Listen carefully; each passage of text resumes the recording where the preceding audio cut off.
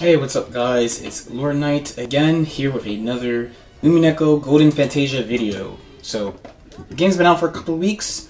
I've been thinking after playing some I'd make a video about team building in the game. Team building. This is a 2 vs 2 game after all. There's a couple ways to go about this, honestly.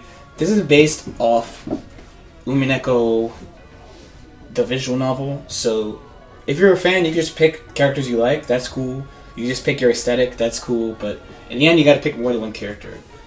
I personally don't really know much about the original visual novel, but I really like the way Beatrice looked. I played her when the original version of this game came out. So, how did I pick a partner for her? In the last video, like I said, I was playing Burnt Castell and Beatrice, these two. And I'm going to be picking them real quick. So, if you only... because this is my personal recommendation, right? Pick a character that you either think is cool or you like from the visual novel, and then pick a partner to just support them. How do you pick someone to support? It has to be their abilities, right? So every character in this game has, and I'll turn this on, has a passive ability that activates when you go into Meta World. Remember, it's this thing that makes the stage really edgy.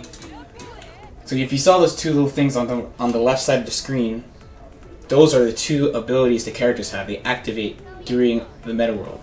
So Beatrice has an ability that's called Infinity SP. She basically gets to use a free meter move, including like level 2 moves.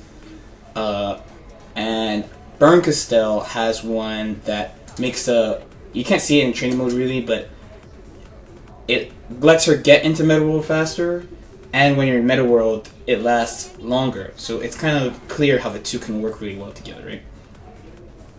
So let's take a look at, go back to these character select screen. So if you think about this, then you can pick a support for your character, or a second character, to be more clear, based on their passive.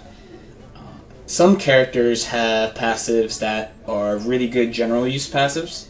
General just meaning like, if you have them, you can put pretty much any one of them. Battler is a good example. Battler, his ability is Resurrection, which is he just gains health back.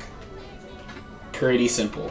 Or like I said, Beatrice is like you just get to use meter for free with Beatrice. Like pretty much any character could use that.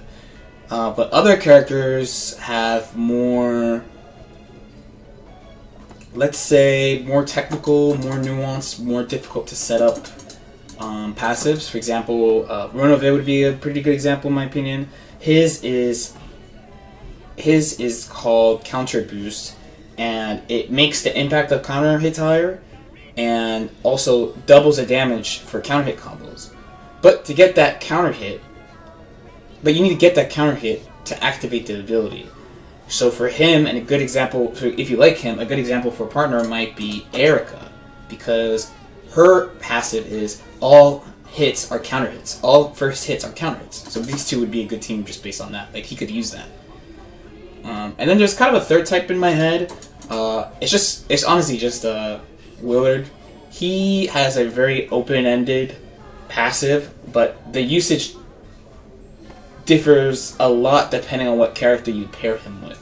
He lets a character cancel a special move or super into something of a higher level. So for example, you could do like a special move into a 1-bar move or 2-bar move, and you can do a 1-bar or 2-bar super move into like your Meta World super one time. So that would obviously vary depending on what character you're playing, right? So real quick, I'll just go through all the passives. I talked about a couple already, and I mean, I'll kind of just put my personal suggestions also in there on like how useful it is, like how general it is, or how specific it might be, and hopefully it'll help you pick a partner after you pick your first character. So Rosa, just starting at the top left of the screen, Rosa, when she hits you, you won't be able to tag for 10 seconds. That is clearly very good. A lot of characters can go with that, and it also reduces the opponent's defensive options. It's quite strong in my opinion. Anja can raise stun. Hers is called Stun Boost, and it triples the amount of stun you deal to opponent. I guess honestly the easiest way to describe it is it pretty much guarantees stun. Like your next combo is going to just do a lot of stun. Also very good for pretty obvious reasons. Battler, as he said, regains health. He can go with a lot of characters because of that. It just works. Beatrice, same thing. Lets you use meter for free. Pretty much every character can benefit from that. Lucifer, she gives you a free tag. Attack Touch, it's called in the game. It's pretty much a free tag. So if you can't tag, then you can tag. And if you have a tag available, then it just lets you tag again. You only get to use it one time, but it lets you greatly extend pressure, greatly extend combos. It's another good like all-around passive. Frigida's called is Brimful. She will let you gradually recover meter over time. You don't get a whole bar, but it's one of the only cases in the game where the active character regains meter. Remember in this game, when whoever's on screen doesn't build meter, it's the person who's off screen, so it's good in that way. And in her case, she's kind of meter heavy anyway, so it helps. It does help. If you have a team that needs a lot of meter, or a character that needs a lot of meter, you might want to consider picking her as a teammate. Will, as we said, has SP cancel. The usage probably varies drastically per character. You'd have to research per character how you could use it. As a combo extender, for pressure maybe. There's a bunch of things you could do with it. So Cannons lets him reduce the amount of meter the opponent gets. That is very good. In a game that's about meter, building meter, because that's maybe one of the most important things in this game is building meter, having meter available. The fact that he can reduce the amount of SP your opponent has is pretty good. He reduces their meter gain when he hits them by a third. That's pretty good. That's good general use also. And he's a pretty aggressive character, so it all works together really well. So Shannon has Auto Guard. Hers is called Auto Guard. As long as you're not doing anything, you'll block automatically. This one is kind of weird, but it's good in its own way. One of the main points about it is that you're able to move forward, like run and block. Because in this game you can't do that. It's not like a Guilty Gear or BlazBlue where you can make yourself break instantly with a command. You can't do that. So it's pretty much the only case in the game where you could run forward and be safe from being attacked out of your run. Black Battler has a really similar passive to Battler, and I think it's kind of a general use one also. But the only difference is you heal yourself for 25% of all the damage you deal, as opposed to just getting the life. So depending on the team you build with him, if you pair him with a character that does a lot of damage, he can actually gain way more life back than Battler. It's kind of an interesting concept if you think about it. So Ava Beatrice increases the damage that she deals by 25%, except for command grabs. You would think if this would be a pretty general passive, but you would obviously want to use this kind of passive with another high damaging character to just maximize it. It would help a character that does less damage, but if you're going to pick her for passive, it would probably have more impact if you're already playing a character that does a lot of damage. So 410 here, 410, hers is called Break Boost, so it helps you break the opponent's guard easier. That one's good too. And it lasts for a long time. It lasts for 15 seconds. This I would say would be good with more offensive characters like Lucifer or Canon or something, like really in-your-face characters. One of I mentioned before, it's the thing about counter hits. Like, he does double damage when you start a combo with a counter hit, and the effect of counter hits is increased. Like I said before too, it's a pretty specific passive. Just based on reading the passive, I would just say that Erica's might be his best partner. Maybe you might want to talk to more experienced players of the game and see their opinions, but going only on reading the passives, Erica seems to be a really good partner with him because, like I said before, her passive is all hits or counter hits. So you get the effects of his very easily. Lambda Delta, hers is called Ultra Per. It empties the opponent's break limit upon activation, pretty much giving you a guard break for free once you touch them. That also would go very well with rush down characters like Lucifer or Canon, something like that. So Jessica's called Shade Boost. So she doubles chip damage and also prevents recoverable health from accumulating. That's a good one. I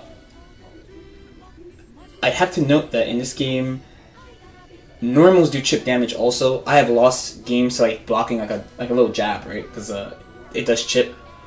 So that's actually a pretty good late game kind of passive. And considering that she's pretty in your face too, it goes well together. I would also say she would go good with like a rush down character. Speaking only in terms of passives, of course, right? So George has one. His is called Patience, and he gains meter while blocking at the same rate as the partner. So besides Virgilia, he's the only other character in the game that builds meter for himself. Remember again, I'm going to say it again, usually only the partner gains meter, not the point character. So when he activates his, he's gaining meter. That is a pretty unique ability. Erica, as I said before, every hit is a counter hit. So not only does this go well with like damage types, but like I said, Ronov is a really good example of picking a partner based on a passive.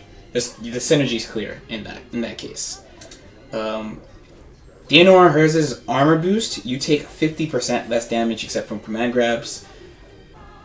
A good all-around for sure, but it would help characters that have really low life totals a lot. Like, for example, Burnka still has a low life, so that would kind of help her. And the last one, like I said, it's Burnkastel, meta boost. She gains meta world faster than other characters, and then when she's in it, it's longer. When you're in meta world, you get access to like not only your passives, but also your meta supers to extend combos. They do a lot of damage. Sometimes you can just do them. So it's a strong all-around passive. So hopefully this video helped you. Like I said, you could in theory just build a team based on just two passives working well together. But if you're a fan of Umineko, just pick whoever you like as your first character, and then try to pick a second character that supports them. Especially the passive will probably be the best way to think about it too. So for example, if you're playing a character like Ava Beatrice, like I said before, even though she has a passive that increases her damage by 25%, you might want to consider playing a high damage character or something like maybe Will. He does a lot of damage with her to just maximize that ability. Or if you're like me and you're playing like Beatrice has an ability that pretty much anyone can use. So I can mostly pick anyone with her and it's fine. So I picked Burnkastel because Beatrice is strongest in Meta World. You get those two dope towers. Let me just pull it up real quick.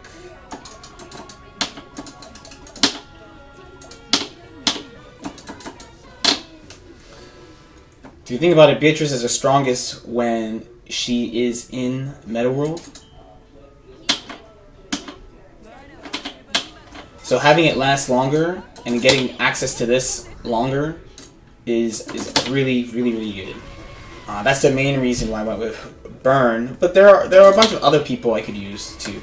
So just keep that in mind when you're building your team. Hope that helped. Have fun with the game.